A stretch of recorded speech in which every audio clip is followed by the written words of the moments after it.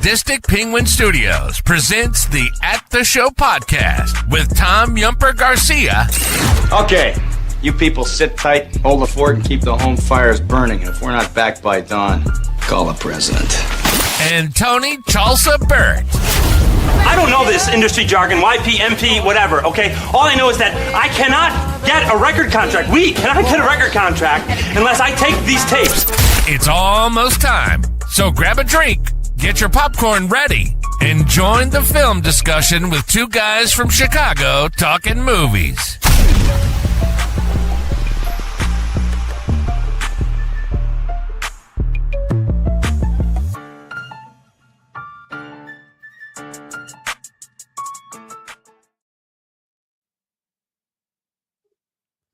Hello and welcome to another episode of the At the Show podcast. I am Tom Yumper Garcia and I'm with my co-host, Tony the Sugar Baggy Burt. How you doing, my man? Doing good. Thinking every day more and more turning into the actual Sugar Baggy. So we're going to see how that ends up happening. But that being said, excited here tonight. Got a good topic going, and it's been a long week, so I always love to unleash on the show with some good times. Yes, sir. We got a topic that we always talk about amongst ourselves. I share many Sopranos related memes and videos with you and Magnificent Stan, especially shout out to Sam Reeves. I always send stuff to him as well. He's a huge Sopranos fan, King Ass. He is a huge one. So we decided to do a Sopranos episode of our 10 favorite Sopranos episodes. Going over our list, man, it's really crazy. We left out some like obvious ones, and then we have some ones that you picked and I picked that are literally back-to-back episodes, which I thought was hilarious. I always thought that's kind of one of our keys to being good co-hosts, is that sometimes it just works out that way, because even in something that I'm going to talk about here in a minute with what we watched, there's a connection which I didn't even know until I looked down at the movie. So can't wait to dig into that. Yeah, before we get into what we watched this week, just want to let everybody know that a bunch of us over on Twitter and through the podcast realm, the All Sports Scene, set up a food drive that is a digital food drive that works with several other podcasts and organizations such as CHO White Sox, the Sox on 35th, Southside Sox, the Sox Machine, Southside Behavior, the Bums, the Chicago Sports Bums, Fitzmagic from Fitzmagic Eats, Herb Lawrence, and from the 108 guys. We're trying to raise some money to help those people out that are losing their SNAP benefits and helping them get some food this November for Thanksgiving. Thanksgiving is always known as a time for being thankful, for helping other people out. Also, we're kind of in a crisis right now that's going on in our country, and we want to help those people out with getting some food they can eat and have a decent Thanksgiving. So our goal right now is $20,000. We started off with I believe a $2,500 goal, and we smashed that. Went up to $5,000, went up to $10K, and it just kept going. We're up going to a $20,000 goal, and we're at $19,093 right now of our $20,000 goal. Now this will be going all through November. If you want to donate, we have the CAPTCHA right here on our little window here, or you can go over to myfooddrives.org/team, TEAM/782427. That's myfooddrives.org/team 782/782427. Or you can just go on the screen and watch when you're watching us record this recording. Just take a shot of that CAPTCHA and donate some money there. $1 feeds 3 meals, so every little bit counts. Help people out that are less fortunate than us, Tone. You always got to do this kind of stuff because it's true. People need help, and coming in a house that sometimes, there was a couple times we had to go to a food bank and you need help, and that's why you donate. It's a very important cause. Yeah. And it's not embarrassing. Everybody goes through hard times. Just embarrassing. Just help out. And we will also be probably having a in-person food drive. That details haven't been worked out yet, but that we'll keep you guys posted on our Twitters and Blue Skies and Facebook page. But shout out to everybody who's donated. Shout out to everybody who's been promoting this and pumping this up. Me and you met through Twitter. I met most of you guys through Twitter. And there are a lot of good people on Twitter. There's a lot of assholes on Twitter as well. I mean, that's everywhere in the world. Everywhere. But it just shows how great the community is through Twitter, because we have Cubs fans and Sox fans donating. My Cubs community I talked to, they got right on the ball and started donating. They started pushing it out. And then, of course, all the Sox fans that I know, and then people from all over are just donating, including celebrities like Ozzie Guillen, Jim Tomei, Chuck Garfien, Richard Roper. They're all donating to help out this cause. Very good. It's a very good cause. So shout out to Celeste and the All Sports team for coming up with this idea. But I just wanted to get that out of the way, Tone, before we got into what we've been watching, before I forgot, because I, like the great show writer I am, forgot to write that in the notes. But let's just go straight into our first segment, my friend, what we've been watching.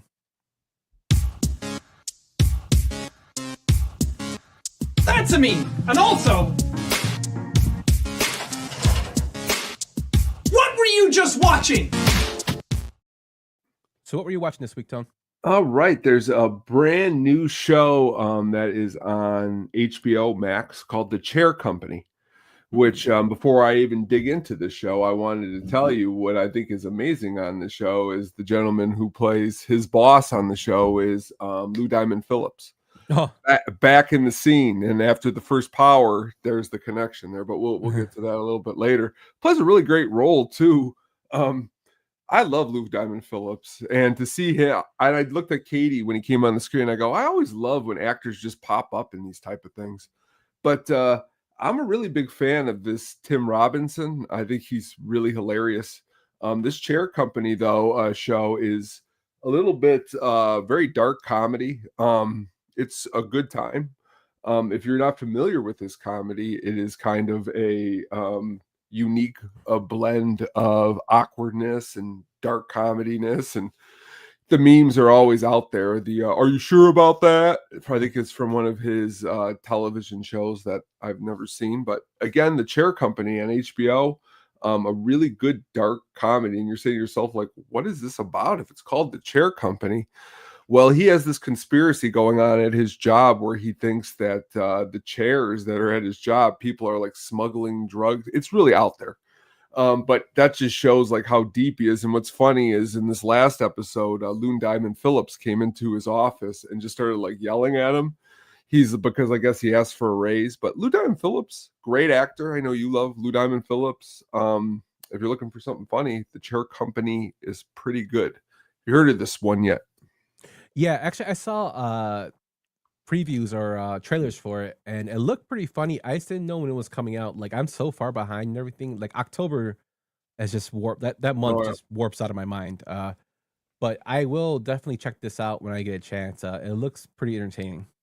And I'll agree with you. It's hard to even this show, or I'm a little behind on like The Peacemaker, a couple other shows I like to watch because in October it's so hard for me not to watch horror stuff. So I agree with you on that. And the second movie I watched, they just put it on HBO Max, is Dangerous Liaisons, which I always found it hilarious, the powder wigs, but even more great is John Malkovich in a powder wig. John Malkovich, I think, is one of the greatest actors he's a great actor. You could just take this movie and In the Line of Fire and be in John Malkovich, and I'd say this guy's great. But his career's more than that. But this movie is awesome also because it's got a really good early performance by Keanu Reeves. Also dressing in these old, I guess you would call it, Baroque period outfits. But I just like it because I like when actors and actresses ham it up really well. It's also known because I guess John Malkovich's marriage broke up because him and Michelle Pfeiffer decided to take it a little bit further than the actual movie, which she is pretty beautiful in this movie. Can't deny that. And Glenn Close is great as always. So if you have not seen Dangerous Liaisons, definitely suggest that one. No, actually, I don't think I've seen this movie, which is pretty crazy. It's good acting, I mean, it's acting tour de force. I know definitely. I don't have it in front of me. Oscars, I believe, were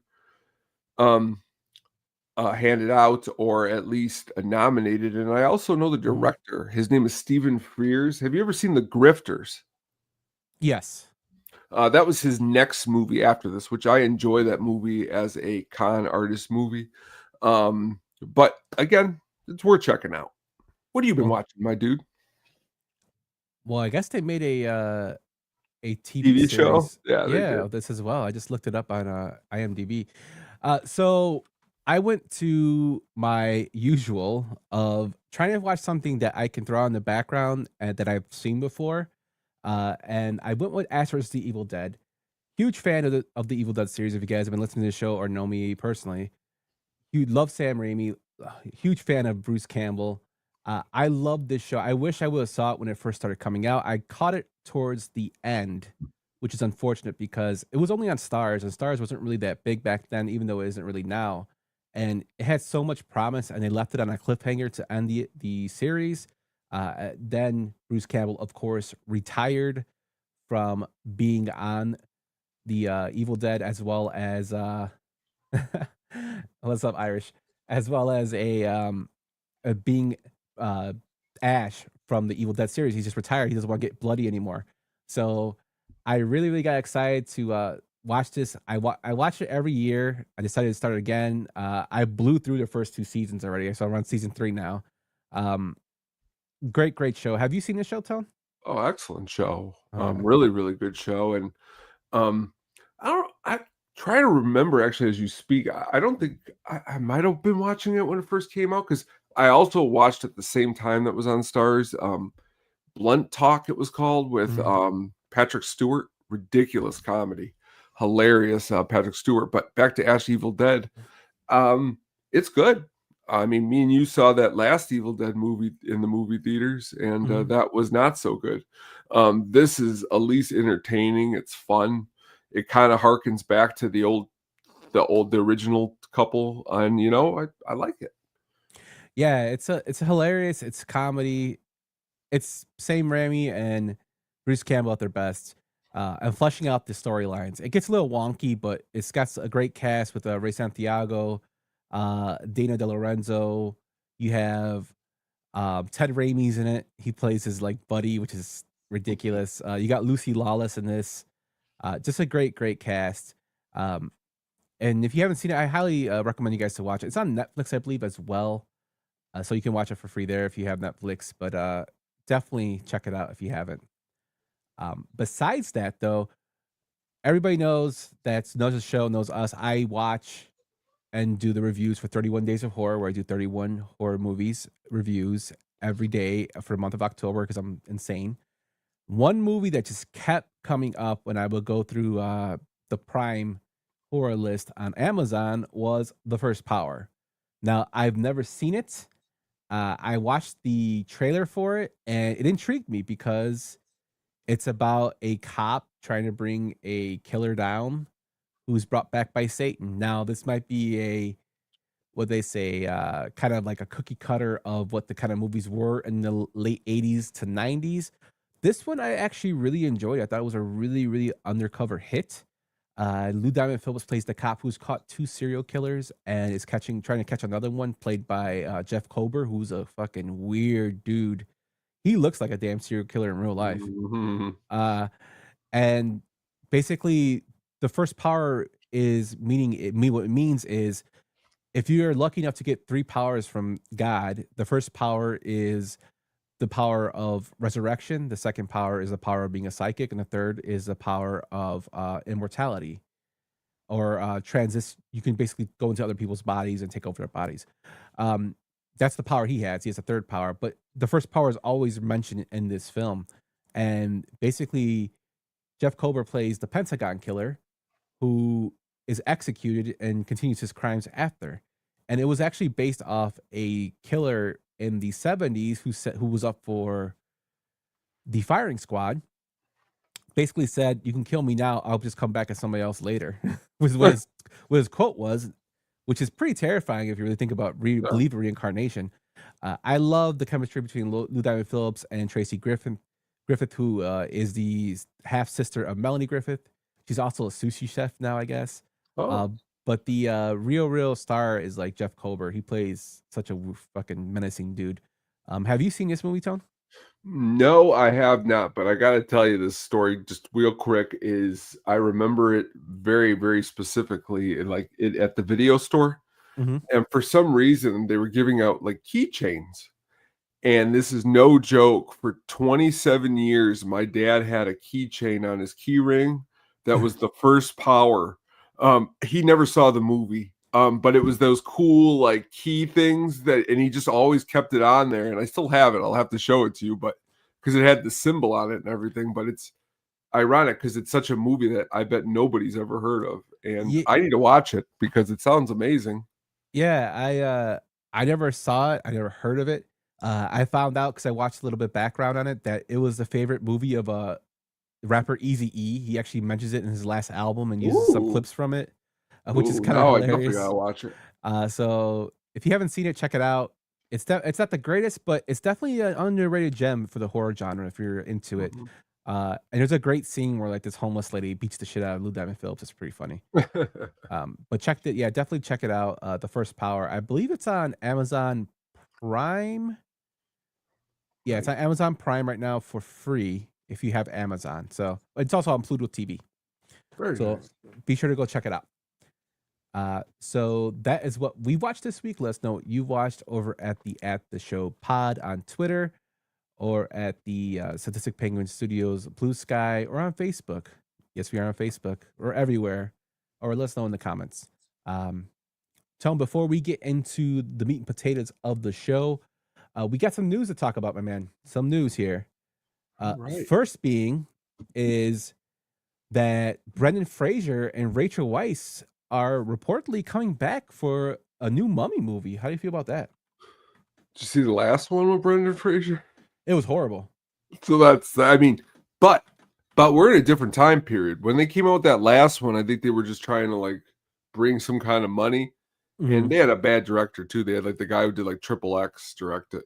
If they get a good director behind there, and they Triple get X is a great movie, man. oh, I know, it's a good breakfast place if you make it down south in like Illinois. It's a great strip club too. Oh, it's a great strip club. But that being said, is that you definitely have to. No, I'm not too excited about it. But you just never know though, because I do like Brendan Fraser, and I do like Rachel Weisz. But I don't know if hearing that this is, because to be fair, I like the original ones. But like at that time period when they came out, I was more into, I'll be honest, like Goodfellas and Casino. Like Mummy wasn't something that made me go, I love this. Because now you look at a lot of the effects in it, kind of dated a little it's bit. pretty dated. And then you look at the Scorpion King, and that kind of God. even brought a little bit more down for me. But I guess what's cool is we're living in this world where nostalgia is king. Mhm. And sometimes if you can pull it off correctly, I mean, better than nothing, I guess. Yeah, so it's funny you bring up the Scorpion King, because when I was in high school, that's when the Scorpion King came out, and that's when The Rock was at his like top popularity in wrestling, and that was like one of his first. Well, it was his first movie he was in, and my buddy at school always used to say the "Haku," God, whatever the hell he say at the beginning of the movie, just to make fun of him. He's like, it's the stupidest line ever. That's funny. But we used to make fun of The Rock. I really, really enjoyed the first Mummy movie. I actually saw it twice in theater, which just shows how big of a nerd I was. I was a big fan of the old Boris Karloff. Yes, I he will gave us agree. I Gunny. will agree with that. I hope he is in the movie, because then you could definitely sign me up if Benny, Benny. yes. When Benny I was used to awesome. stream, It was when I used to great. stream video games, he used to be one of the things that my streaming people that used to watch me could put up. Oh, Your strength gives me strength, is what the little quote used to say. that's awesome. But then the second one came out, the Scorpion King. It wasn't that great, and they kind of like fumbled the story. And then the third one came out with Jet Li, I believe in, right? Jet Li was in it, Mm-hmm. and Rachel Weisz decided not to go through with it. They had another person come play her role, and it was just a disaster. I hope this one is kind of like a reboot, makes it more interesting, because it's like paranormal Indiana Jones. What kind of reminds me of is what the mummy is. So I hope that it's gonna be okay. I will see it. If it sucks, you'll hear me say it sucks. But I'm kind of glad, like Brendan Fraser's kind of bringing back his old hits to see what he can do with them. So I mean, it's something that we look forward to. I mean, there's remakes being made. You said nostalgia's in the air, so I mean, why not try it out? That's true. Also, the new trailer for the Michael Jackson film Michael came out. What do you think about that? I mean, considering that, like, there was this movie. It was about like the Jackson 5. It was like on ABC. Yes, I remember that. That movie, you can't beat that movie. So, like, to me, that's the movie I'll always remember. I mean, but I know what they're going for. Again, biographies are something else that takes precedent in today's time for some reason. Have you ever seen as many musical biographies as they've come out with in the last 5-6 years? I mean, it was like The Doors, and then it was like 5 years, and it was something else. Now it's like, next week it'll be like, the story of, the band that sang Barbie Girl, and then everyone's going to run out there. Aqua. Yeah. Oh, yeah. But are you going to go see the movie? But Maybe. Well, if you No. do, you know what? We can review it right here because I can't wait to hear about it. But that being said, you know what I mean. Not really. But the actors in it are good. The actors in it are really good. So it's funny you say that the actors, because Jafar Jackson, who is playing Michael Jackson, is actually the son of Jermaine Jackson, his brother. Just seeing him, there's some parts where he looks just like him, and there's some parts where like, yeah, that's not Michael, which is fine. I mean, it's a biopic. It's a biopic.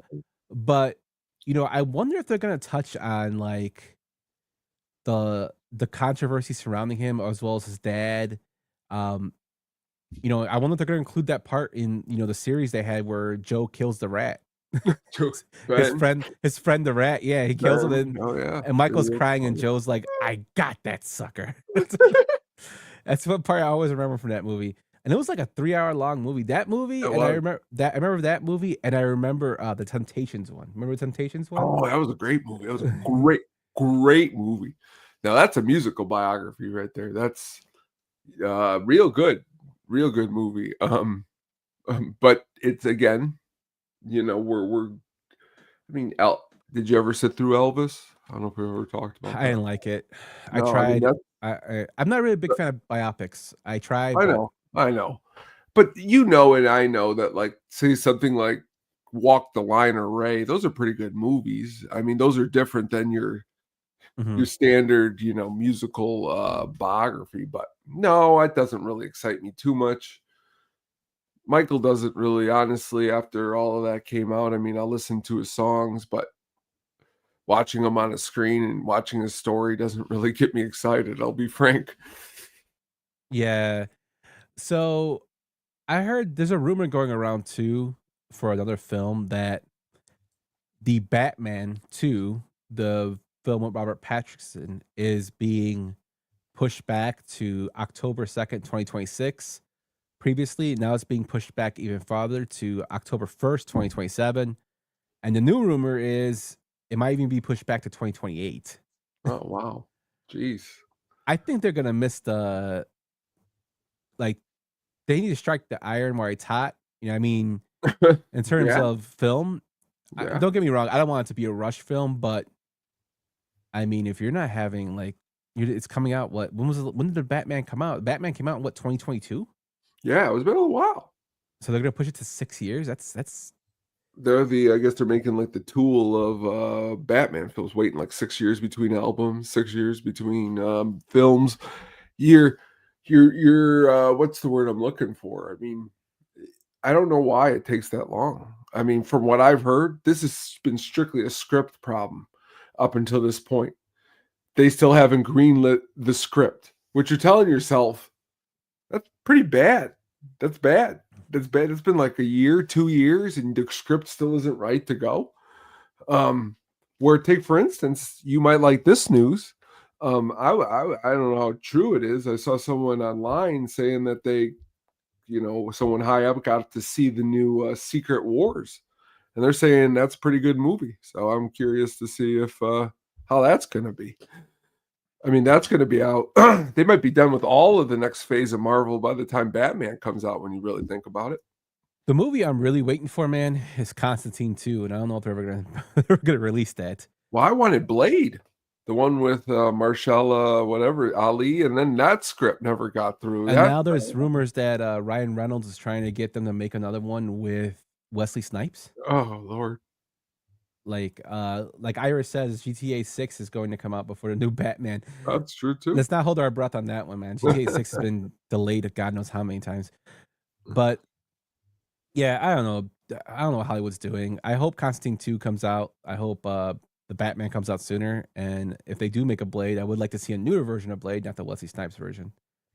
And one last thing before we move on is, I know you're excited, and honestly, after seeing these reviews, this new Predator movie coming out this weekend, it's getting hella good reviews, like really good reviews. And honestly, when I saw the trailer at first, it didn't look much like a Predator movie. It looked all over the place, and I'm like, I don't know if this is going to be any good. But hearing over 90% on Rotten Tomatoes, really good story, good acting, some actors coming in there nobody's heard of, doing some really awesome things. That's awesome. Yeah, and I know one of the knocks on it was that it wasn't going to have enough blood in it, or it wouldn't be considered a Predator movie because it's PG-13. There is a workaround around that. A lot of the blood shown is alien blood. So green, yeah. Well, it's yeah, green, yeah, or android blood. So that's why it's getting the workaround. I'm looking forward to seeing it. I really want to see this. I still wanted to go see the Black Phone 2. I haven't got around to seeing that. And then another film I've been looking at, which supposedly is getting like a ton of good reviews, is The Smashing Machine. They're saying like Oscar buzz for that movie. Yeah. Well, that's one that definitely would be good to check out. I always like to see when they talk about good performances, you definitely want to be there to see them. Yeah. But that's the rumors we got for this week. We'll probably come back with some more next week. He said, Badlands going to be so good. Waiting on you, Tony Android, with the Pred. What could go wrong? That is true. That's true. I agree. I'm waiting for them to do one in the Samurai era. That was like a rumor for a while. They're going to do a Predator in the Samurai era, but they never did it. Could be next. And this guy, all of his Predator movies are all like in the 90s, almost in the rating. So it's pretty cool. Yeah. Love Prey. I'm excited to see this one as well. But that's our rumors. Tone, let's go into the meat and potatoes of this show, the Sopranos episode. So we both took 5 episodes that we like, and we're going to talk about the episodes, why we like them and stuff like that of such. When was the first time you watched the Sopranos, Tony? First time I watched the Sopranos, it had to be like 2000, 2001. It would have been on about a season or two. I beat myself up all the time because I, went to Walmart and bought each season for like $80 a piece. And you tell yourself now, man, dude, that could have got me all the streaming for 1 year, just for one of those box sets. And now I think I sold it to like Disc Replay or something, and I don't even have them anymore. But that's the problem, is that, I loved it so much. It's such a cool show. Yeah, I bought the Oz series, and I had those for a long time, and then I eventually just got rid of them. It's good. But the first time I saw The Sopranos was actually during the first season. My uncle and aunt had watched them. And they lived out in Orlando, so when I used to come see them, they would watch it every Sunday. Like, he would watch The Sopranos, so he would tell me like, "Hey, let's watch this with me," and I was like, "Okay." I was like 1999, so I was like 14. And we're watching this, and like, it was something I'd never seen before. I watched it a little bit, and then I kind of fell off. I stopped watching it because it was only on Sundays with them, so I never watched it at the house. What got me right back into it was when they started showing them on A&E. Now, the reason that got me into it is because A&E cut out all the swearing and all the like real graphic blood part, and that got me wanting to watch them as a series. So my buddy owned the DVDs when I worked at Menards. I would go meet him at Menards, work my shift. He would give me like the season 1 or season 2. I would take that back to my dorm because I was going to Lewis at the time. When I would make my dinner, sit and watch a couple episodes before I went to sleep, and then basically like watch a season a week, give him back his DVD, he give me a new one. That's I awesome. got hooked on him to the point where I think I've seen the series like at least 15 times. Oh yeah. I watch them like, and whenever they're on, I'll watch them. It's just something that I still consider probably my favorite show of all time.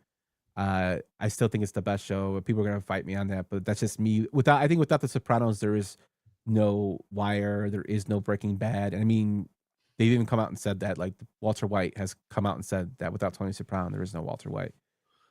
Bryan Cranston, but It's such a good show. mm, Me and my mom used to joke, because I used to joke with her that, and she agreed that when she was older, she was going to be just like Tony Soprano's mom, because she's ridiculous on the show, and like all the characters that go into the show. So awesome. That's why this was such a good topic. I wish the Lord would take me. That's why I said, take it right out and put it in me. It hurt me more than what you've said to me. Yeah. So what I'm gonna do is we're gonna go through an episode. I'll give you a summary of it, and then we'll talk about it. Some trivia and stuff like that. I have a clip for each episode to go through. So you ready to get rolling, my friend? Let's do it. All right, cool. Let's go through our first one. You're fucking suicide. You're disgraceful. I'm sorry. Now fuck that. Oh my. That scene makes me laugh every time. Everybody Hurts, season 4, episode 6. Basically, the summary is that after learning that his former mistress, Gloria Trillo, has died by suicide, Tony struggles with guilt and tries to make amends by doing good deeds for his family and friends, including signing a living trust for Carmela and spending time with his sister Janice. Tony also tells Christopher he would now be passing orders only through him, which Christopher takes as an honor despite his heroin use. He also says during that conversation, Adriana was a cunt, which I thought was really mean-spirited, but anyway. Meanwhile, AJ becomes self-conscious about his family's wealth when comparing it to others. Artie Bucco gets pulled into a failed business deal and attempts suicide, prompting Tony to step in and later send Furio to collect the debt. The episode highlights guilt, identity, and the blurred line between help and control. So the reason I picked this as one of my favorite Soprano episodes is because of John Ventimiglia and his character of Artie. He is one of the few people in the series, if you watch it, that can basically tell Tony to fuck off, but doesn't really. But he talks so much shit to Tony. He pointed a gun at Tony. He smart talks to Tony, like when Benny basically robs him, and he says, "Oh, I was fooled by Benny Fazio, criminal mastermind." To Tony, he talks shit to Tony, and he lives. Tony just takes it from him. And this episode, Tony basically gives him $50,000 to where he gives it to a French guy who thinks he's going to make money, and the French guy skips out on him. If tells him the deal has died, he goes to try to collect, and the French guy beats the shit out of him, and then he tries to kill himself. And that's what happens in that scene where Tony's like, "Don't worry about the money, just close my tab." Yeah, Artie's gonna kick the guy's ass. The guy rips his fucking earring out. Yeah, that's basically what happens. And the best part is when he kicks him out, he's like, "Get the fuck out of here." And he kicks him out. Then when they're in the hospital, Tony feels bad because this dude's trying to kill himself. He's crying, and Tony's like, "Do you know what? Just don't worry about the money. Just take out my tab at the Vesuvio, your restaurant." And then Artie's like, "The lights have shined upon me. You were teaching me a lesson with the 50K. And Tony's like, that's when Tony goes off. "You just come trying to commit suicide." And he starts, "I'm sorry." He starts crying, to where they kind of like go on the fritz after this. But for one, it's a great acted episode between Artie and James Gandolfini, who's Tony Soprano. Also, it was directed by Steve Buscemi and written by Michael Imperielli, which I thought was pretty crazy. He plays the role of Christopher. It's more and more I think about it, like The Sopranos is basically a dark comedy to go around a drama. There's so many like comedic scenes in it, and that's why I fell in love with the show. That's why I continue to love the show because of this. What'd you think about this one? Dark comedy is my favorite. So like when the way he was going off on Artie, I laughed so hard because like it sounds so mean-spirited, but he's being honest also in the same time. And the reason I don't think he ever really hurts Artie is because they're childhood friends. So it's like one of those things, and Artie's weak. He knows that. So it's like one of those things where it's just like, oh, I'm going to let him do whatever, because at the end of the day, what the hell's this guy going to do? A great episode, a really good pick. Just Artie, the whole entire going to get the money back, I think is just a great scene. And you're definitely right saying that he did a good job in this episode, Artie. Yeah, and it also shows a lot of Tony's like fucked up, like compassion. Like in the episodes, you see him in the seasons in the series, you see him find more love for animals than he does humans. And when he finds out that Gloria had, assassinated herself, it shows like he really loved her and he cut it off, and he blames himself for it. Which is why he tries to become a good person, trying to show he's a good person to everybody. And it cracks me up. He's like, "What the fuck am I? Such a horrible person. You can't ask me." That's like he's telling people that. Even when he tries to be nice to Janice, she even like kind of goes off on him, and he's like, "I was just trying to be nice," and she kind of corrects what she's saying when he's talking about Bobby. It just shows how fucked up like he thinks of himself, but like he can't get out of his own way. No. He's still doing that sociopathic behavior, even though he's trying to be nice.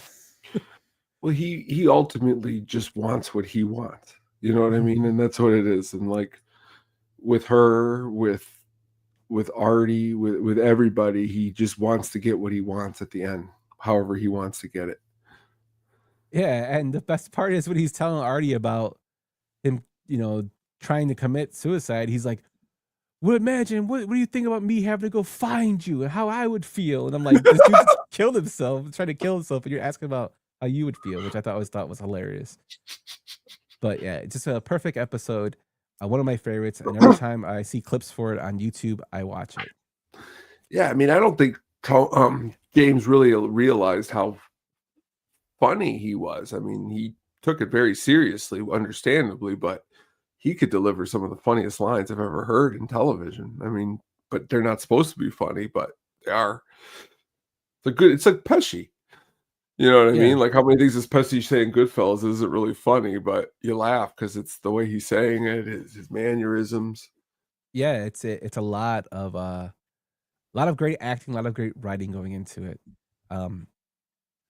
So Michael Imperioli, really, really good writer there. And Buscemi to put on the screen as a director just shows his talent as well. Definitely. But let's go into your pick, my friend. All right. No, Corrado, don't hit me!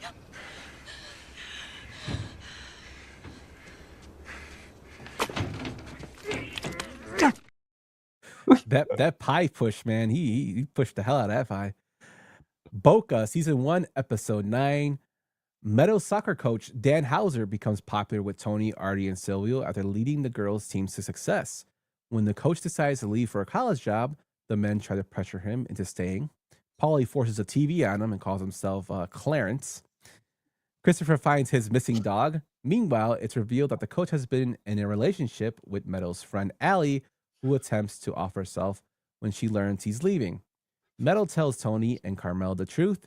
At the same time, Junior's secret sexual relationship with his longtime girlfriend Bobby becomes public gossip, embarrassing him and sparking a conflict with Tony. After initially planning to have the coach killed, Tony is convinced during therapy and by Artie that murder isn't the answer, and the coach is instead arrested.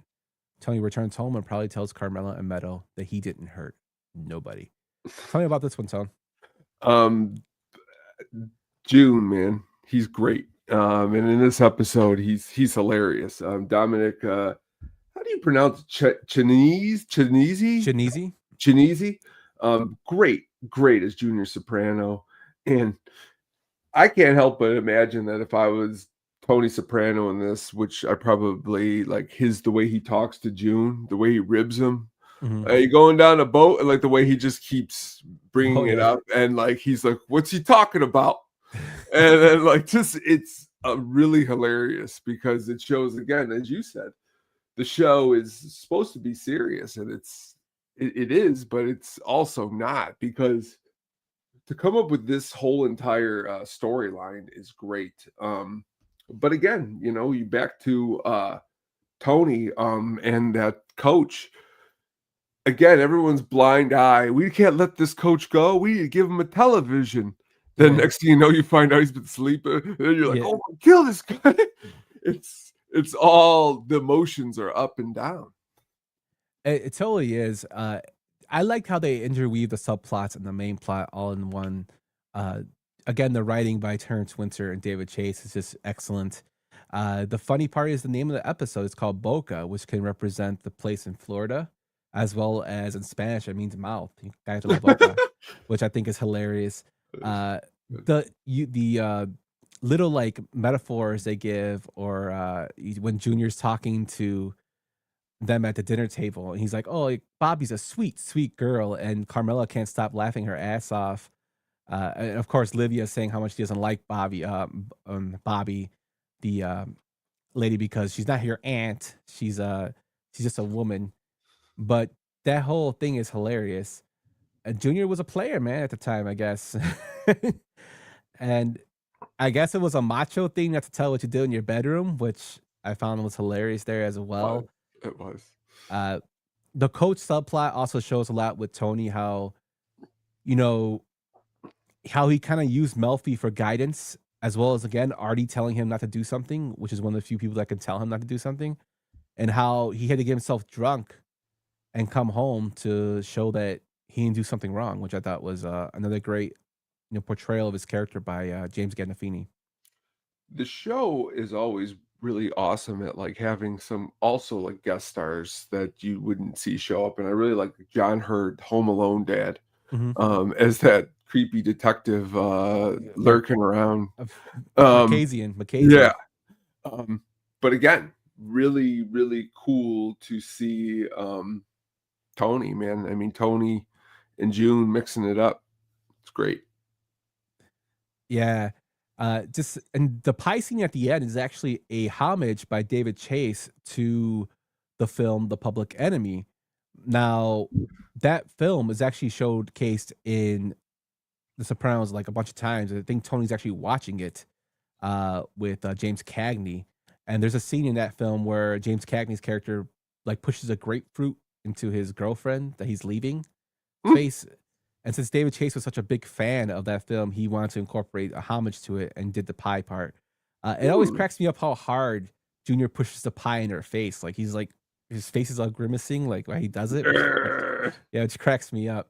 The golfing scene is great too in the episode. When he's like, they're like taunting him, south of the border, down Mexico way. And he's like, what's he talking? Yeah. Junior's so oblivious to things, which I think makes it even better how he is. But that was a good pick, Tony. I knew someone's gonna pick Boca, and I knew it was great that you picked it for our second one. But moving on, my friend, to our third pick. This ain't negotiation time. This is Scarface, final scene, fucking bazookas under each arm. Say hello to my little friend. Always with the scenarios. Meadowlands, Season 1, Episode 4. Tony becomes increasingly paranoid about his secret therapy, especially when he almost runs into Silvio near Dr. Melfi's office, and his growing feelings for Melfi lead him to have Detective Vin Marchesian follow her, resulting in Marchesian assaulting her date, which is quite hilarious. Why are you going to go here why are you going to settle for hamburger when you have prime rib at home? Though Tony thinks about quitting therapy, Carmela insists he continue, believing it is necessary for their marriage. Meanwhile, AJ learns that his classmates fear him because of Tony's reputation, and Meadow reveals more about her father's criminal life. Christopher is shaken after his mock execution and the murder of his partner Brandon Falone, and wants revenge on Mikey Palomisi, but Tony stops him because Mikey is a made man. Tony instead confronts Mikey and Junior, who ordered a hit and took over crew earnings. With Jackie Aprio Sr.'s death creating instability, Tony decides to let Junior become the official boss, allowing Junior to take the heat from law enforcement while Tony controls things quietly behind the scenes and continues therapy. That's also where this gif we have in the beginning is from, is when they're at the funeral of Jackie Aprio Sr. and Meadow looks at AJ to show him that the cops are looking at, FBI are looking at him.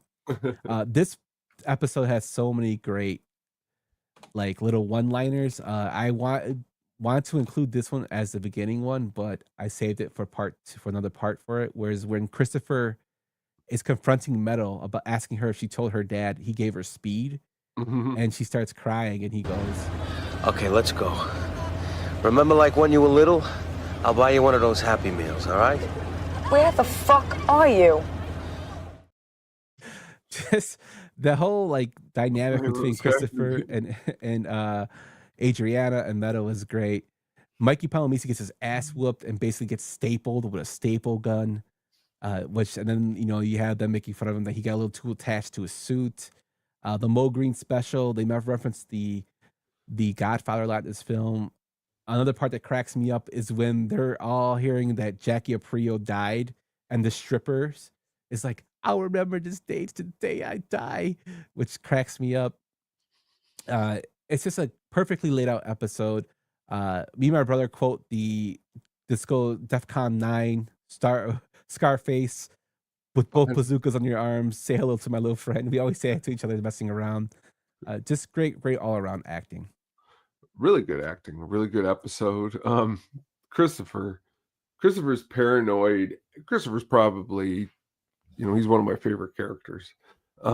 Because when he gets, the more ridiculous he gets, that's the better it gets. And he's ridiculous. And the way he's got that neck thing, he's behind the scene with the neck thing on, talking stupid.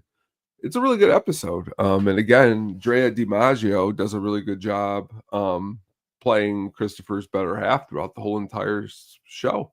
And this episode showcases that too. Yeah, and it's pretty crazy. Like, there's a lot of symbolism in here. Like, I was reading for just trivia for this. Like, apparently before Tony goes into the diner to talk to Junior the second time, a kid shouts, he doesn't want it, foreshadowing that he doesn't want to be the boss. He just wants Junior to have the boss. Also, Jimmy Altieri compares like running the family to a paramilitary, while Larry Boy jokes about the Dave Clark 5, because they wanted to have like what was it? Larry Boy talking about, why can't we have like a vote? Why can't we have a vote from a top or something like that? And he's like, no, it's got to be a top person at the top commanding. It's just little stuff like that I thought was kind of cool. The Mo Green special, of course, when they shot Brandon Falone in the eye, hijack from the previous episode, that always cracked me up. It's just this. The first season is perfection to me. The first season is just perfection. It is. It's a good. A lot of times the first seasons could be a little bit like just introductions, but this gets going a lot in the first season. Yeah, it just hits the ground running and doesn't stop. Also, John Hurd, this is his first appearance as Marquesian. Yeah, and really he would receive a Emmy nomination later for playing the role, which I thought was kind of cool. That was very cool. But moving on, my friend. Our true enemy has yet to reveal himself.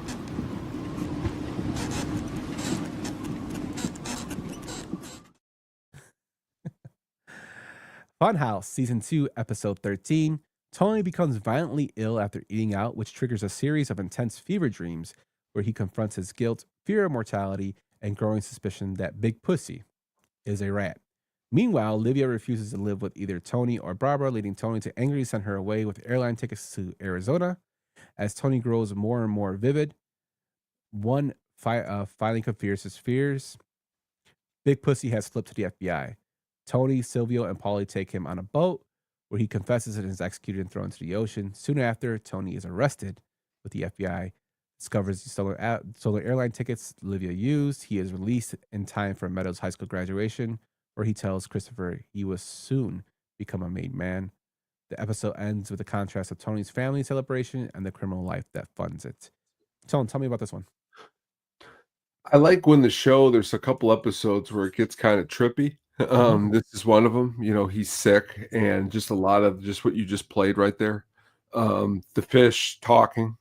A lot of that I thought to be very cool, because it shows, again, the show is more than just a mob show. It's willing to be a little arty, do a little different stuff to make its point be known when Tony was sick. But what I like more is, if you didn't know while watching it, just one of a main character dying the way he did in this episode, and finding out about that. I'm a big fan of shock and shocking, and that was very shocking. And it was, to me, just another cement to say, hey, man, I need to see this next season, and I need to see it quick because I need to know what's going to happen here. And that's what's kind of cool when you get all the seasons. Well, there's two things that are cool. One thing's cool, if you get all the seasons, then you have to watch it all, but then you burn out through it quicker. When you have to wait for it every week, it's a little bit easier because you won't burn out so fast. But when you got to the end of this episode, you definitely wanted to know what happened next. And I like that about episodes, and that's probably why I picked this one. Yeah. A couple things I like about this episode. One, for me, being a person that studies psychology and went to school for it, the dream sequences. I think David Chase writes really, really good dream sequences, even in the later episodes when Tony is Kevin Garrity and he goes through that whole dream sequence of him dying. I love it. I love the way his mind thinks. I love the way he puts those symbolism in there. Like with Paulie talking to him and you hear the neighbors next door and he's telling him to shut up.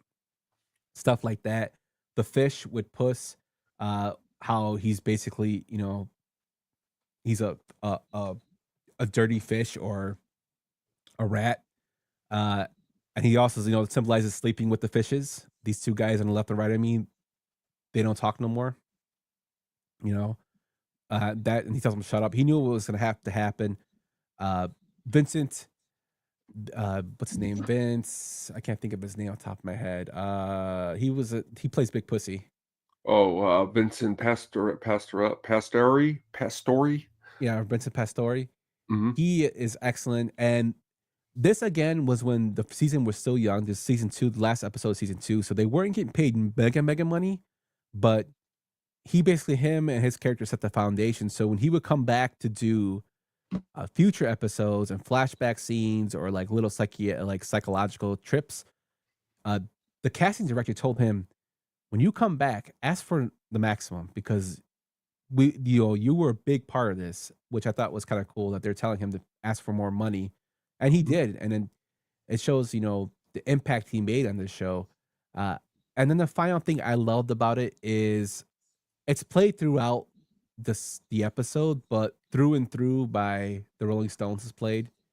And that whole montage at the end when he's smoking his cigar and then it cuts to the water and it cuts back him and forth between the graduation and where they buried Pussy. It's great film editing. Like it shows like both shows two sides of him as a family man and as a corrupt piece of shit, a bad dude that killed his friend. It also shows what kind of assholes Paulie is by taking his fucking jewelry. He takes his chain, rips it off, and throws it in there. When you're a rat, Yeah, but it shows like how disappointing they are. I mean, you could tell Silvio didn't want to go through with it because Silvio was looking up, he went back up to the bow of the boat and was like staring out. He's like, "What's wrong with you?" He's like, "I'm getting seasick." He's like, "Don't yell at me." They're going back at each other. It just shows, how that life you had to make horrible decisions. And also we see Davey Scatino. Poor Davey Scatino, the T-1000 himself, on his way to Vegas. That was T-1000. His role's great in the show too. Sleeping in the sporting goods store. Yeah, that was one of the ones I was gonna pick, but like there's just two other ones There's just so many scenes that are awesome. That's why it's a tough pick here. Yeah, and James Gandolfini actually won the Emmy for Best Actor in a Drama Series for his performance in this role, which was crazy because when he was sick, the scenes when he's sick, he actually stood in cold water and ice to get the shakes for real, which shows how crazy he is. Dedication to craft. Yeah, and this is the last appearance of Livia as the real person, besides the CGI stuff they had. She was supposed to play a bigger role in season 3. She was supposed to be on trial and she's going to testify against Tony. But she ended up passing away. The actress, Nancy Marchand, ended up passing away, and they had to, flip flop and move to season 3 to do something else. But pretty crazy stuff, man. Just even to pull a quick U-turn on something with a storyline to go somewhere else, it still continued, hitting the road running and kept getting better and better every time we watched it. The new episode. Yeah, I would have to agree. I never disliked anything on the show, to be fairly honest. It's probably my favorite show of all time. Yeah. So let's go on to number 5, my friend. Douchebag, I realize I'm dreaming. I got no opinion, one way or the other. The Test Dream, season 5, episode 11. After Tony's girlfriend Valentina accidentally sets herself on fire and is hospitalized with burns, Tony stops by Tony B's house, unaware that Tony B has just learned that his close friend Angelo has been murdered by Johnny Sack's orders. Tony later checks into the suite at the Plaza Hotel, drinks, calls Charlemagne, and eventually hires an escort before falling asleep. He then escapes a long, symbolic dream in which he encounters several deceased figures from the past, including Carmine, Gloria, Johnny Boy, Big Pussy, Mikey Palomisi, Ralphie, Richie Aprile, and Gigi. While scenes shift between Melfi's office, a surreal dinner with Finn's parents, and bizarre transformations that reflect Tony's guilt, fear, and responsibility. The dream culminates in Tony being confronted by his old football coach, Mr. Molinaro, who tells him that he could have had a better life. And Tony tries to shoot him. The gun melts into filth. Tony awakes just before Christopher arrives to inform him that Tony B killed Billy Leotardo and wounded Phil in revenge for Angelo's murder. Tony goes back to bed, calls Carmela, describing the dream as another Coach Molinaro one. And they speak softly and kindly to each other before Tony asks whether the sun has come out where she is. This one, again, I picked because of the dream sequence. It's just a full dream sequence. It's ridiculous. You see Gloria back as coming back in his dream. She's actually in Dr. Melfi's role. And when he's talking to her, she's like, "Oh, I never had a chance to have children. I died before I had children," which is pretty crazy. And he's talking to her about, because he choked her before he left her. They mentioned that. And it's like they're joking about it. Marchese's already dead. He killed himself. And he's somehow Finn's dad. And when they're in the bathroom, Tony's like, "You don't get to do this anymore, do you?" While he's using the urinal. And he's like, no, I don't. Because he knows he's dead. Which is just ridiculous. Who's the wife who plays his wife, Tone? Whose wife? Marchese's wife. She's supposed to play Finn's mom. Oh, because he asked her, like, "Are you so and so?" And she's like, "Yeah."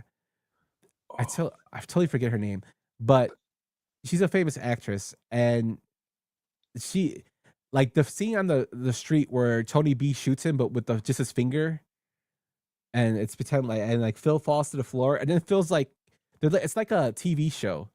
He's like, "Can I get up now? How long do I have to stay on the floor?" It's always cracked me up because Frank Vincent is great. Annette Bening is her name. Yeah, Bening. I was just looking right at you, the note here.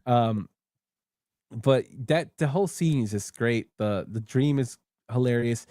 Artie was slapping his head when he tells him when he takes him on the car right away from the people chasing him. I was so wrapped up, and you do such a good job explaining these episodes. I've had a great time so far because it's such a good show. That dream sequence is money in so many different ways. There's a lot of good. He works with a lot of good actresses on the show. That whole scene when she gets caught on fire. That's unfortunate. Unfortunately, and then he tells her he's going back to his wife. He's like, "Oh yeah, I'll go back to my wife." That's why I think it's not funny. It's awful, but the way he says it to her is just so ridiculous. Like, just imagine looking at your wife and being like, or your Goomba or whatever, and being like, after you've caught her on fire, "Sorry, I'm leaving you." And she tells him, "I was making eggs for you, asshole." And then when she leaves, she's like, if you leave me, I'm going to try to off myself. And he just ignores it, which shows like that's 3 women have said that to him. The Russian girlfriend, then Gloria, and now her. So they never say what happens to Valentina, but it's just crazy that he doesn't even care. See, and some very beautiful women too. Oh yeah, Valentina La Paz. But it's just crazy stuff. David Chase is the voice on the phone that calls him to let him know in the start of the dream. That I always thought that was cool. You have Ralphie with a caterpillar on his head.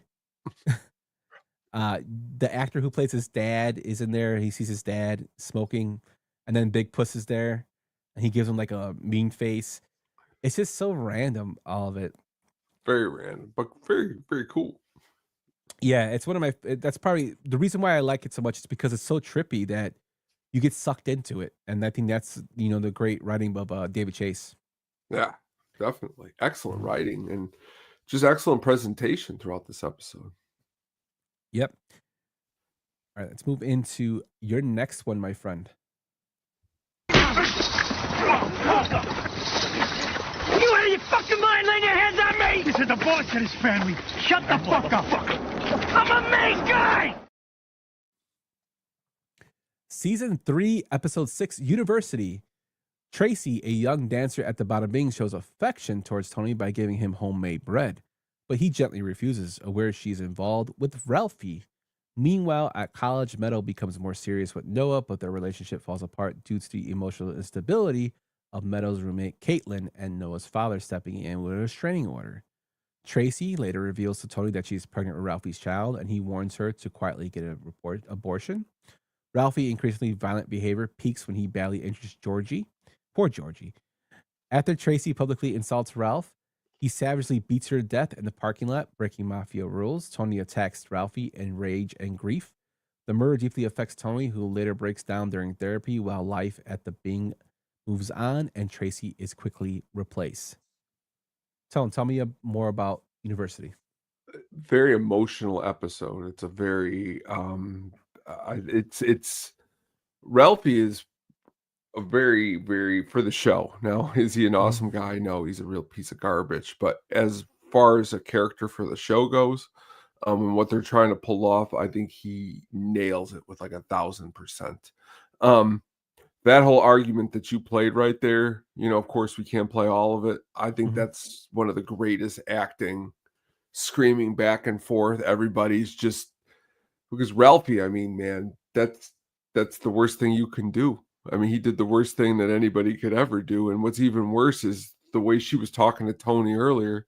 And it gave Tony, like, very rarely on the show did Tony ever have like a heart. But you could see like he had a heart for a second. Like it was like and then Ralphie took it away.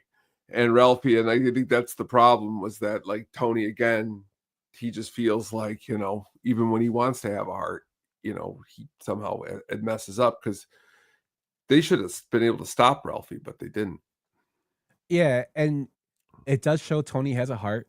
It also shows that he, loves his daughter, because his daughter, Tracy reminds him of his daughter. She's a young kid. Even though she's a stripper, she reminds him of a young kid. She has a kid, and she was nice to him. That kind of like, even though Silvio's trying to get her away from him, don't mingle with the boss kind of thing, he still kind of is infatuated with her, not in a sexual way, but more like he kind of feels sorry for her. And that's what pisses him off, because Ralphie is just a jagoff. And it really shows great acting by Joey Pants, because for one, he's obsessed with Gladiator. How he's quoting Gladiator like crazy. He acts out the scene in Gladiator. Even when he's watching, like, I think Spartacus, he's like talking about how they say this is a great Gladiator movie. This movie sucks. When he comes back in the bar after he kills her. Yeah. And he's like, they're like, where is she? She's like, she tripped. She fell. And then he's like the worst. And then when he confronts him, he's like, well, is it my fault she's a klutz? After you could tell he beat the living shit out of her. That's the thing. He's like, and Tony is like getting ready like a bomb to go off. And that's why Tony's great too, because like who wouldn't be Tony in that situation? But Ralphie's just so nonchalant, like he didn't care. And like that's what makes Ralphie such a piece of garbage. Well, even before that, when he tells her, when she starts hitting him, when he tells her like, why would I be, he tries to like tell her, oh, we can get a little house together. If it's a girl, I'll name him after you. Yeah. Like a whore of a mother. And she starts going off on him. And then he starts beating the shit out of her. And like, it's just bad. It just shows how, for one, the sociopaths that are in that life. Mm-hmm. And two, like David Chase even came out and said that he wrote the brutal death of her specifically to counter claims that the show romanticized or stylized mob violence. No, he wanted to show how brutal it really was. And man, brutal. It's fucking brutal in here. Like hard watch. Even that now, was a hard watch. Yeah, it was definitely a hard watch when he's beating the hell out of her. It's ridiculous. Also, this episode made me hate Noah even more, even though he was gonna punch the lights out of Tony. That's a meme going around too. They show Noah's picture and then like this guy will punch your lights out, which always cracks me up. But yeah, it made me hate Noah even more. He was such a jag off in the show. Stupid Noah. Stupid Noah. Beef says that Noah cracked the roommate too, Caitlin. Hey man, Caitlin was pretty stacked, man. But until she saw that old lady shitting on herself, the hobo lady, that she went crazy. That was another weird like side subplot they had with her completely becoming depressed, and then that you find out that she ended up like taking her own life, which is ridiculous. But yeah, Noah probably did, but he blamed her for him getting a C- on his test. No.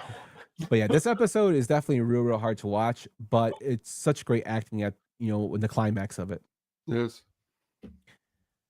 Moving on to our next one, my friend. Let's see what we got here. When I came in to open up one morning, there you were with your head half in the toilet. Your hair was in the toilet water. Disgusting. I told you I had the flu. I said my piece, Chrissy. The Strong Silent Type, Season 4, Episode 10. A week after Ralph's murder, Tony struggles with guilt and grief, especially when Christopher brings him to the portrait of himself with Pyomai. Tony orders it destroyed, but Paul salvages it and later alters it into a heroic Napoleon portrait. Within the family, whispers spread that Tony may have killed Ralph over the horse. Tony visits Ralph's hospitalized son and admits in therapy that he may mourn animals more easily than people. Meanwhile, Carmel's emotional connection to Fiorio continues to intensify, and Rosalie warns her not to act on it. Johnny Sack presses Tony to cut New York into the HUD scam he just did, creating growing tension. Adriana is pressured by the FBI and is overwhelmed by Christopher's worsening addiction, which culminates in him killing her dog while high because apparently it crawled under there for warmth. An intervention erupts into a violent brawl, and Tony sends Christopher to rehab, making clear that Patsy will kill him if he tries to leave early. In a moment of loneliness, Tony sleeps with Svetlana, but is rejected when he wants to continue the affair. The episode ends with Tony, Fiorio, and Paulie eating alone in their respective homes, each isolated, while Paulie hangs the reworked Pyomai portrait, unsettled by Tony's painted gaze watching him. So for this one, I picked it because, for one, it's after Tony's hero, Gary Koopa, the Strong Silent Type. But there's just so much going around in this episode with Ralphie being killed, the Pyomai picture, as well as Adrienne, the FBI. But the thing that really sticks out to me is the intervention scene. We have Elias Kostas as a guest role as the counselor.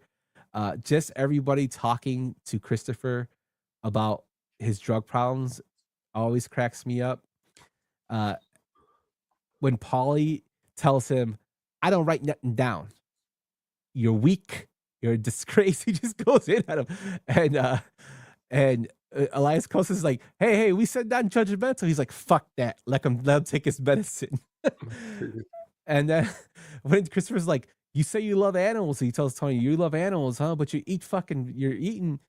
always eating meat all the time. And he starts to beat, and then he just goes up and beats the shit out. Paulie goes up and punches him in the face. That whole scene is perfect.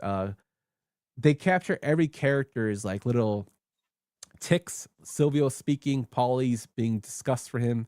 Even Tony just getting mad over the dog more than anything that he did to Adriana. He's like, wait, you killed Corset? What? He gets so pissed that he sat on a dog and broke its neck. And he said it crawled under there for warmth.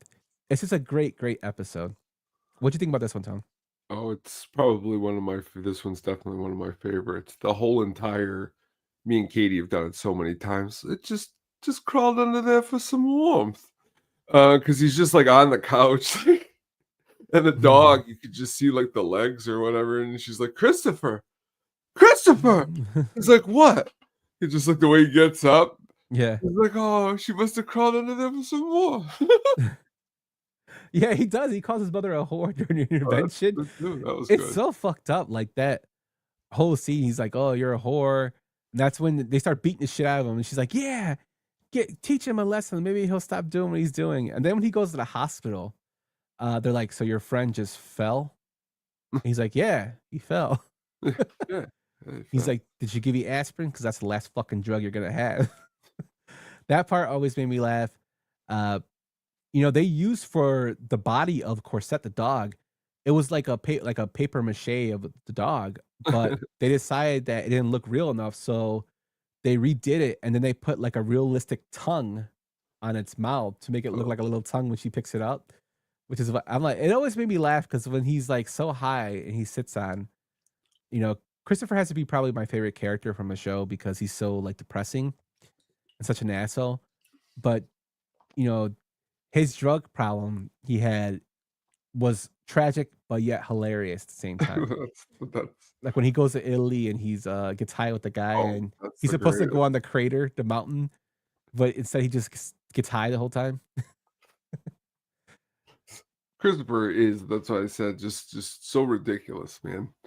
So ridiculous. Yeah, and the Paulie with the Pyomai, which we're going to talk about in the next one coming up, this is the back-to-back one, which is actually mine's the one after your episode, which I thought was hilarious. Let's just go straight into that one right now, which always cracks me up. Don't give me that look. It was a fucking horse. What are you, a vegetarian? You eat beef and sausage by the fucking carload. I almost included the Ralph calling Paulie's mom, but I couldn't find a clip of it. It was too long for the YouTubes. Ralph plays a cruel prank by calling Paulie's mother and implying Paulie has been arrested for sexual misconduct, causing her distress. Meanwhile, Junior is struck by a boom mic while leaving court, leading Tony to encourage him to fake dementia in hopes of avoiding conviction. Though Junior initially acts confused for a state psychiatrist, he later truly begins showing signs of disorientation. Ralph's young son, Justin, is accidentally shot with an arrow while playing, leaving him in a coma. Shaking with guilt, Ralphie attempts to redeem himself by making charitable gestures, apologizing to Rosalie, and seeking guidance from Father Phil. Tony confronts Ralph, and during the talk admits he is now with Valentina. Again, Tony doesn't give a shit about your feelings. Later, a fire breaks out in the stables, fatally injuring Pyomai. Tony becomes convinced Ralph set the fire for insurance money. When Tony confronts him in his kitchen, the argument escalates into a violent fight, and Tony kills Ralph in rage. Tony then brings Christopher in, who is high on drugs, and then claims I didn't do any drugs, to help dispose of the body, cutting it up and burying it at a farm. The next morning, Tony wakes up at the Bada Bing, sees a photo of Tracy, and silently walks into the daylight. This is episode 9 of season 4, called Whoever Did This. Tell us more about this one, man. Great episode. The whole entire death of Ralphie is just epic in so many ways, wouldn't you say? Oh yeah, definitely. Just Ralph. I think Joey Pants. He won an Emmy for this award for this episode. And then he won for the other one. Christopher, he won another award for that.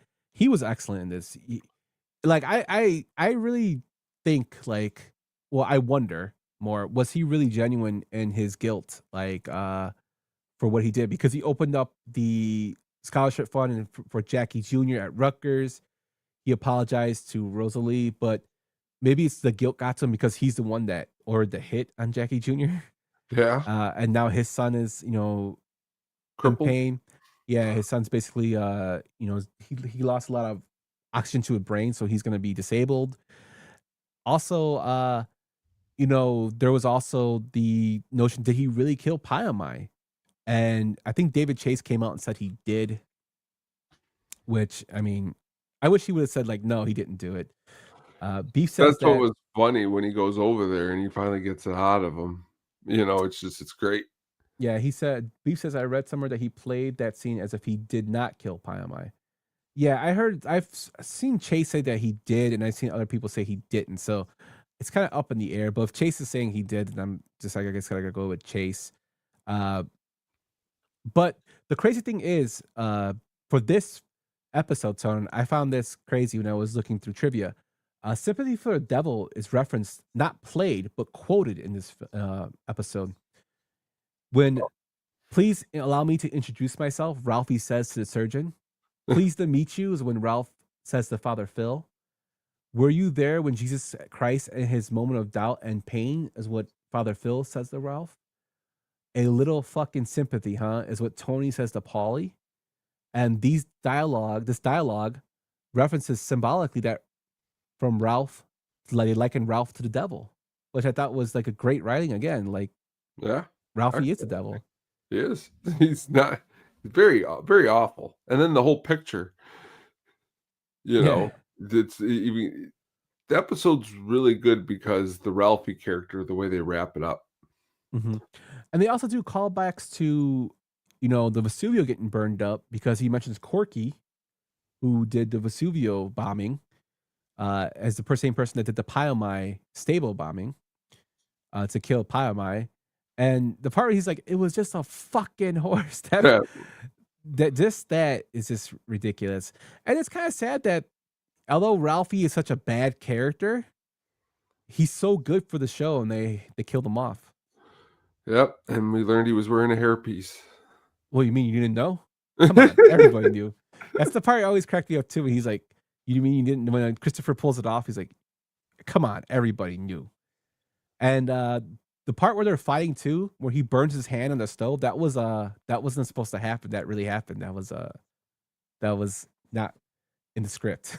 So James Gandolfini actually really burned his hand. Oh. Yeah, and he got right in the eyes. He's like, my fucking eyes are killing me. That and then Christopher too, like, can you even do this right now? He's like, it's so damn high. He's like, I didn't. I didn't. So many classic lines. And another great character that's just killed off, and they keep trucking along, man. Yeah, they do. Going into our final two for number 9. Are you in the mafia? Am I in the what? Whatever you want to call it. Organized crime. That smile just cracks me up all the time. College, season 1, episode 5. Tony takes Meadow to Maine to visit potential colleges, and during the trip, Meadow directly confronts him about being in the mafia. Tony initially denies everything, but eventually admits that some of the income comes from illegal activities. Meadow reciprocates by admitting that she once took speed to study for the SATs, and though both are upset, they ultimately move past the argument, feeling closer toward her honesty. While stopping for gas, Tony recognizes Febby Petrullo, a former DeMeo family associate who entered with her protection after turning informant. Determined to kill him, Tony secretly confirms his identity and tracks him while continuing the college tour with Meadow. After narrowly avoiding Petrullo, who nearly shoots him, Tony eventually ambushes him and strangles him outside his workplace. Meanwhile, Carmela, recovering from the flu, spends the intimate evening with Father Phil, sharing food, wine, and personal fears, and communion. Their emotional closeness nearly turns romantic before Father Phil becomes ill from the wine. When Tony and Meadow return home, tension arises with Carmelo confronts Tony about his female psychiatrist, leaving both spouses guarded and uneasy. I like this episode because this episode actually shows how much of a monster the character of Tony Soprano is. You see him as a bad guy he beats the shit out of the guy in the first episode for the insurance scheme. But when he hits him with the car and he beats him, but this one really shows how much of a monster he is when he kills the guy outside by strangling him.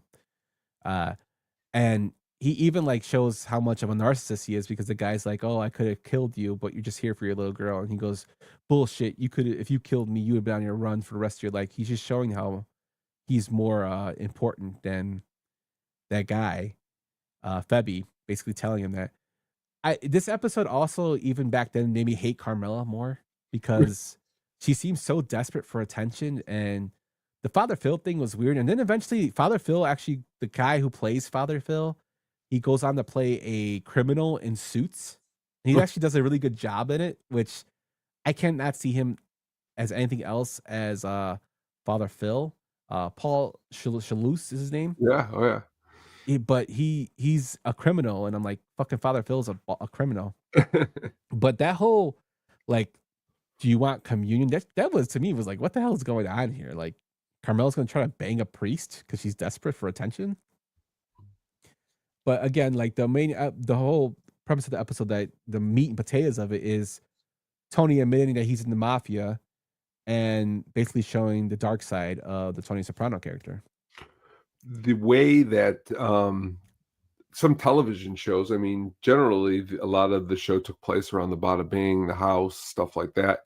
This was a good episode because it was like the Rome episode. They got away from where they were usually at.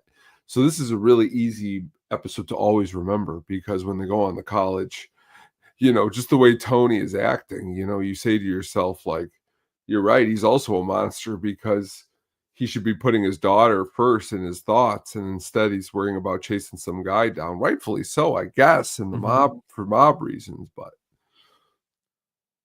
yeah, and reading the notes here, David Chase specifically designed Father Phil so Carmela would never have a real affair. David Chase is such an asshole. Also, Father Phil's the actor who played Father Phil and Edie Falco apparently became lovers in Nurse Jackie. In this series. I watched. I'll go. That's, you just reminded me, because I was like, I watched him in something else before. Me and Katie watched all of Nurse Jackie, and again, completely opposite of the priest character. And like you with Suits, I'm like, no, I just think of him as the priest. And honestly, as the priest, ridiculous. He was ridiculous as the priest. They're like, what? They're watching the Godfather, wasn't it? He's like, oh, and the Last Temptation of Christ, or something. Last Temptation of Christ. That's what it was.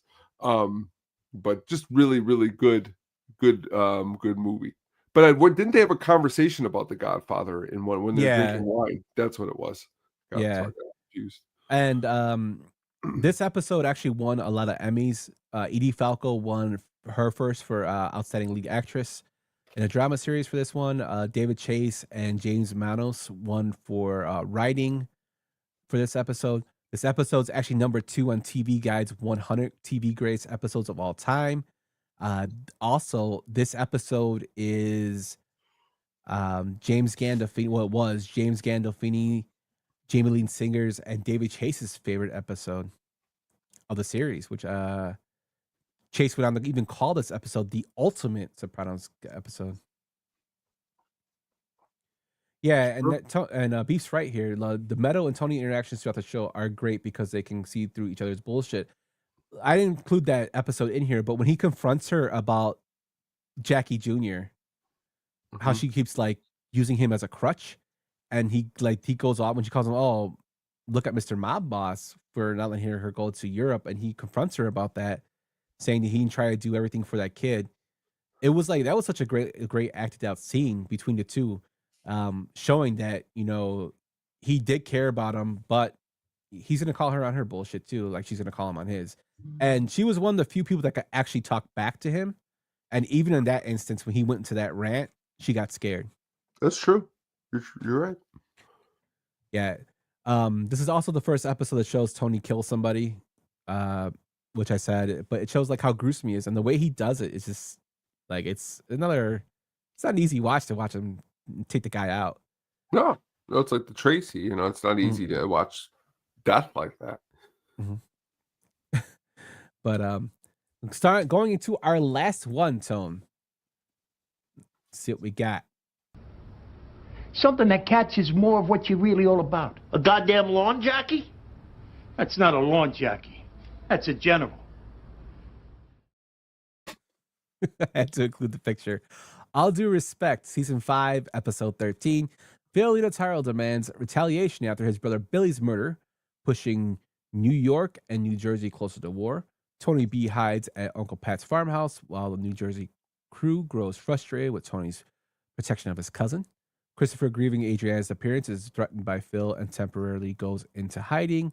Benny Fazio is brutally beaten by Phil. Tony seeks guidance from Uncle Junior and Dr. Melfi, realizing his guilt over Tony B's imprisonment is driving his decisions. Tension builds within the Tony's crew, especially after Tony discovers Paulie kept and altered the Pile My portrait. Realizing the conflict is escalating with no resolution, Tony kills Tony B himself to prevent Phil from torturing him. He then informs Phil of Tony B's location. Soon after, Tony meets with Johnny Sack to negotiate peace, but the FBI raids Johnny's home. Johnny is arrested while Tony escapes and disposes of the gun. Tony learns that Johnny was betrayed by Jenny Petriel, that nice old man. He returns home to shovel while Carmela and Tony both acknowledge AJ's latest entrepreneurial scheme and his obsession with the Move 54. This was directed by John Patterson, which is his last episode of the series. He directed all 5 season finales of The Sopranos until he died after this one for season 5. Tone, tell us more about this one. Well, it probably makes a lot of sense why I like the last episodes. Probably is my favorite of all the Sopranos episodes. This is probably my favorite episode of all the episodes. The Tony B character is one of my favorite characters. The heartbreak of having to go out there and kill him was probably one of my favorite scenes. I mean, just the way, because you just didn't see it coming like that. But it's the way it had to happen. And for me, my favorite thing about this episode is actually in the credits, the song by Van Morrison, Glad Tidings, plays. And it always, because it's kind of an upbeat song, but the whole episode isn't very upbeat at all. And not only that, but Johnny Sachs is also a really great character that we didn't talk about yet at all. And I think in this episode, he shows that too. That whole breakdown at the end is really good. Phil Leotardo's another great character. The 20 fucking years, yeah. Yeah, how pissed. I always love Phil Leotardo because he's great, and of course in Casino, but also he's great in Raging Bull. He looks so young with Joe Pesci. But again, just a great episode. The way it's filmed, and again, it shows just the sacrifice, because the Tony B character at the beginning was like, I'm out of jail, I don't want to be involved in any of this. I'm gonna have this pet store. And the way he attacks the pet store owner guy, which was the massage parlor, massage parlor, pet store. I said pet store because it had that fountain in the middle of it. Yeah, with a koi. Yes, that's what it made me think of it. But again, just great, just awesome. Yeah, and crazy thing about this episode is first the Tony Bludetto character, the two Tonys. I love the this kind of like, you expect the show to go down, and this one kept it afloat, I think, through season 5 with the writing and the character development.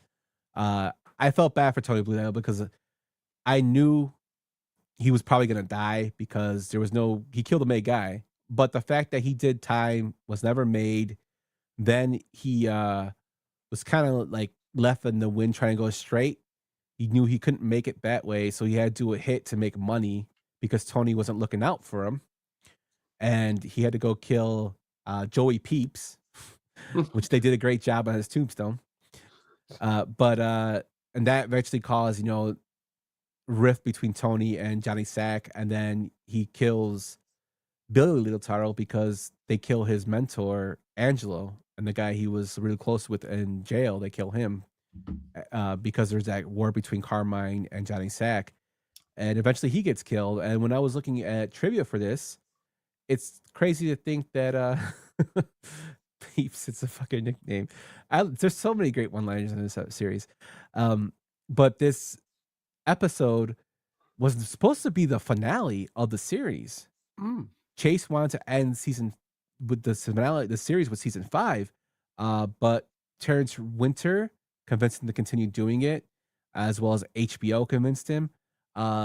Drea D'Amato said that Tony B wasn't supposed to die originally into the season 5 finale, but I'm guessing when David Chase decided to end it all, he killed him off. But yeah, Steve Buscemi was just great. Probably one of my favorite characters too, with the "Boy, are you fat?" or when he's like, turns out they caught a glimpse of the guy who shot Joey Peeps, and he's like, he's like, yeah. Thing about him is he has a limp. He goes, Long John Silver, which he was such an asshole, but hilarious. Beach was good in this season too. Yeah, Rob Lagosha. Yeah, did really good job. Do you know why they kicked him off? Who of the show? Yeah, you know why they kicked him off? No, because he couldn't remember his lines. Really? Yeah, he was older. Oh, yeah, he was having a real hard time remembering his lines, and they kicked him off. But yeah, Feach was really good. I wish they would have expanded upon him a little bit more, because he was the guy that Jackie Aprile and Tony broke into the card game. The way his face was looking at Tony, and when he's like going around like yeah. Even the part where it cracks you up is when he tells him he's like, it entitles me to earn, Paulie. He's like, it entitles you to shit. He's like, get the fuck out of here. The way Lagosha's like rants are epic, like legendary in any film he's in. But like him as Feach when he goes off on Polly, when he goes off on Sal Vitro, with just like the part of him going off is great. And I know you don't like the movie, but even him when he's breaking down to Tony and Scarface, he's like, I'll give you $1 million. You want me out, Tony? Yeah, I'll give you $1 million. I'm like, come on, man. But he did that one more time. That's how he says it. He goes, I give you $1 million. The way he doesn't, Tony. Yeah, it's such a horrible like accent. But I like Rob Lagosha. He was great and Big. He's good Big too. He is. I forgot about that. But it's like, again, pulling it back to this, it does suck though that Tony had to kill like his cousin. He had so much guilt over. But he did, and in reality, he showed more mercy for him by killing him himself, because he knew they were going to torture him.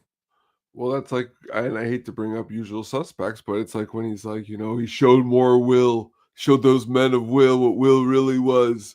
He killed them all in front of him. That's that's a lot more extreme. But to go and have to kill your own family instead of someone else killing them is really, it also shows a dark side in yourself too, because that's what you have to do in this job. Yeah. But there are so many, we could talk Sopranos all night. Oh yeah. We just want to do 10 episodes, which is our 10. I know they're not, I'm pretty sure people were expecting Pine Barrens. Pine Barrens is a legendary episode, but I want to do something different than Pine Barrens. Well, as soon as I was like, we're doing this episode, that's the one Katie brought up. I'm like, no, we're not doing Pine Barrens. That's like your greatest hit. Yeah. I mean, we went with some good hits here, but I wanted to go like stuff that I really liked, and we played off each other pretty well. It's hard not to find it. I mean, when we just talk about an episode with Feach, I could have picked one of those episodes. I mean, you could pick, especially in seasons 1 through 5, you can go through any episode and be like, thank you, B. Yeah, it would definitely be not a bad episode. Yeah, so if this is something you guys like, let us know, and we'll continue to do this. Maybe throw us into the rotation. Huge Sopranos fan, so I can talk about them. We could even break down a full episode with more detail in it. Yeah. We just gave small synopsis to get through, so we wouldn't be here for like other hours. But that's our episode for the Sopranos. Before we get to the Sugar Baggy soundtrack pick of the week, reminder to check out the food drive, which is the little captcha there. Also check out the Hookup on Music, which is what's going on there, Tone. We're a little big here. What happened to me? Hold on a second here. My face went away here. Yes, I know. There we are. Oh, hello, I'm back. I was the Sugar Baggy for a second. See, I'm turning into him. Got some things coming up this week. Been thinking about longest song titles. There's a lot of those. Also thinking about, which honestly, it's crazy. There's a lot of songs with just mentioning of superheroes in the song. Superman. There's Kryptonite? quite a lot with Superman. There's quite a few with even Thor. Led Zeppelin, they talk about Thor in a song. Might be digging into some of that. A lot of other stuff. Please check that out when that comes. It's either going to be this weekend or on Wednesday. I haven't decided yet. So we'll tune into that. And this just passed last night. We talked James Bond, For Your Eyes Only, a really good flick. So check that out. That was a good time. Yeah, I watched some of the episodes today. I watched the rest of it later on. I love the guys talk James Bond because Adam's like such a geek when it comes to James Bond. Yes, he's Just cracks me a up. big James Bond fan. Yeah. And that's what's cool is that last night he talked on the show that I guess Pluto, which has now a James Bond channel going for free. So after the show, I hadn't watched the Daniel Craig ones in a long time, and I was watching Skyfall. That movie's pretty awesome. Javier Bardem, yes. Yeah, he's good in that. That dude's awesome, man. But yeah, so definitely check that out. What do you guys got going on Frame to Frame? So me and Cotton are coming back probably the week of the 22nd. Reason being is we're going to review The Running Man, the new film, and we're doing the old one. So we'll give you, it'll be a newer Frame to Frame. So we'll be back the week of the 22nd, right before Thanksgiving. Also, I just dropped the 31 Days of Horror. If you guys want to go back and watch some horror films, they're 2 to 3 minutes long, not too long of videos. They're on our channel as well. And check out our blogs. Cotton's written some great blogs. Tone, you've written some great music blogs. I was looking through them. Your Thin Lizzy episode, I posted some shorts for that. That got a lot of traction, man. People love Thin Lizzy. I got to get back to doing some of those. I really enjoyed doing them. Thin Lizzy is legendary, and that's what's cool. I'm glad people could like that. Yeah, I'm talking about like even older people, like some 65-year-old guy was commenting saying how great they were. Unfortunately, I could have like a whole wheelhouse of just me talking to 65-year-olds about classic rock, and you'd be like, "All right, dude, that's cool." It's like we could have a whole fan base, but that, yeah, really, really cool. I'm glad people are commenting on that. Cool. But that's all of the cleanup and the housekeeping, Tone. Let's go straight into the last segment, my friend, with the Sugar Baggies soundtrack pick of the week. Let's do it. The Sugar Baggies soundtrack pick of the week.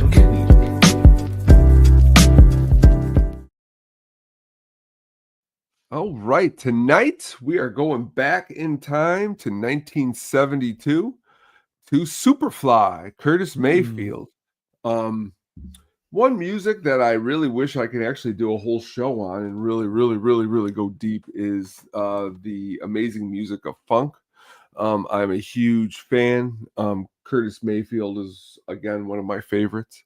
Superfly is an excellent soundtrack for anybody who wants to get started listening to Curtis Mayfield.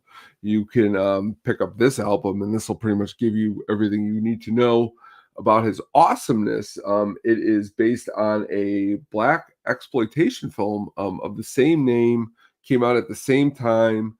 It's classic.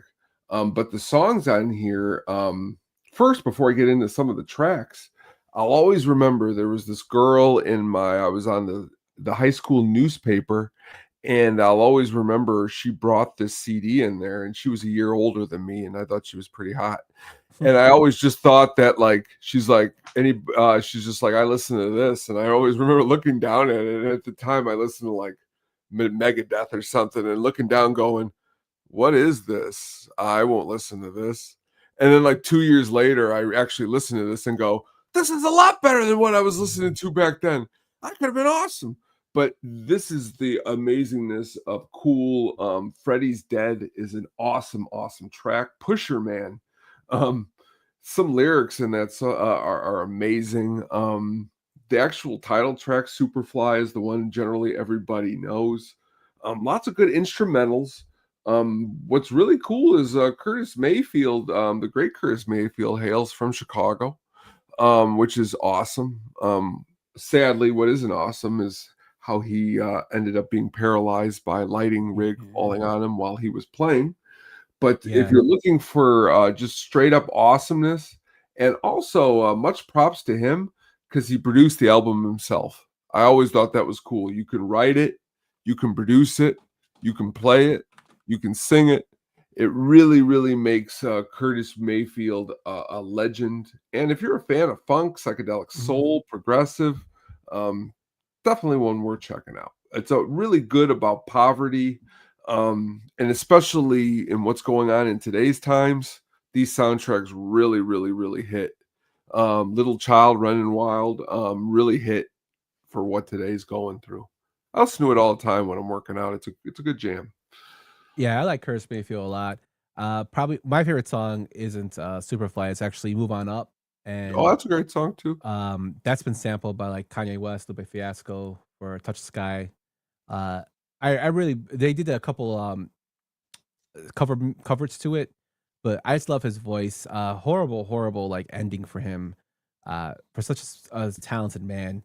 And then, at least he got into the Rock and Roll Hall of Fame. I don't know. I think Move On Up got actually inducted, right? To Rock and Roll Hall of Fame as a single. Oh, did it? No, I know he did himself. I mean, he's. Here we go. Grammy Hall of Fame. Superfly got inducted in 1998. People Get Ready with the Impressions, because he was with the Impressions.